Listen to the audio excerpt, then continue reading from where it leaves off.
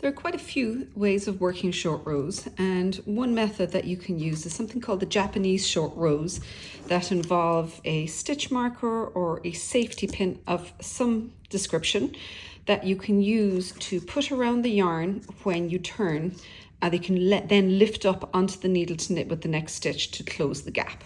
So what you're basically doing is putting your wrap, as in similar to the wrap and turn method, onto a marker. So if you reach a point where you want to turn your work, you just turn your work around, then you put a marker around the yarn. You don't attach it, you just put that marker of some description on so it moves freely. This is not closed. And then you're going to purlwise slip this stitch for the left needle to the right needle. And that's how you do it on the right side, holding this in position so that as you start working, you can see that your marker will hang to this side of the gap. The gap will be the other side. So I'll just do a couple more stitches and I'll show you what this looks like turning on the other side.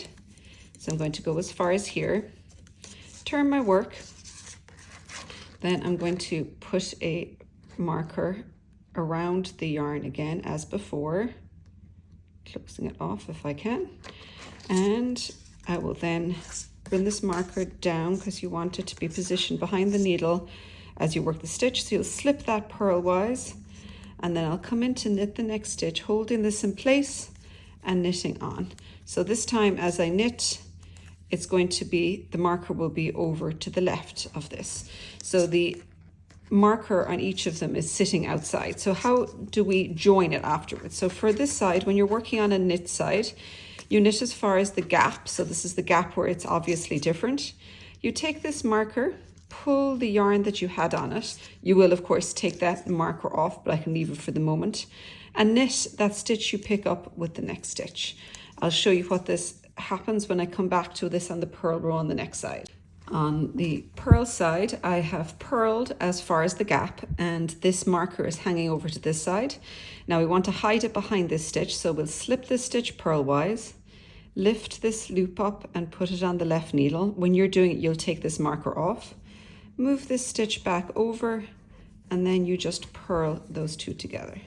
So you will notice that there's a difference in the size of the wraps here. This one I did not pull tightly, so I'm left with a little bit of a string hanging out the back here. This one over here is much smaller because I pulled a bit snugger. On the right side, both of them should look fairly even. You can't see it over here and you can't see it over here, so it produces really tidy results.